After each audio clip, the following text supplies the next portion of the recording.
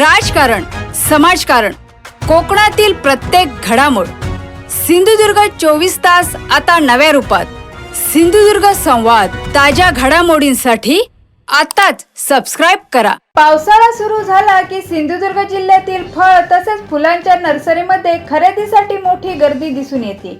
यामध्ये प्रामुख्याने आंबा आणि काजू रोपांची खरेदी केली जाते.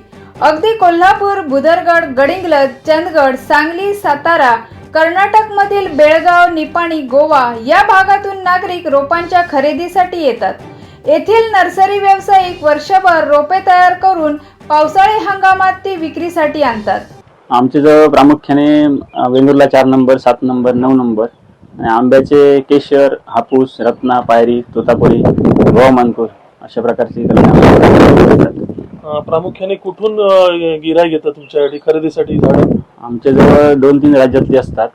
कर्नाटक, महाराष्ट्रामध्ये सगळी ठिकाणी.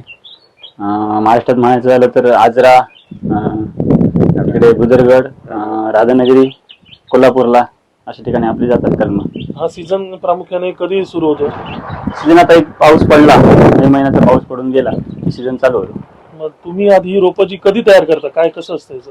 हे 1 वर्षाचं कलम असतं. 1 वर्ष, 2 वर्ष, 3 वर्ष अशा प्रकारचे कलम असतात. ह्या सीझनला आपण तयार करतो ते पुढच्या वर्षी विक्रीसाठी योग्य असतात.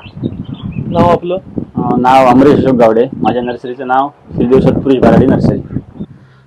मी कडगाव, तालुका बुद्रुक, जिल्हा कोल्हापूर इथून मी इथे झाडं घ्यायसाठी आलो.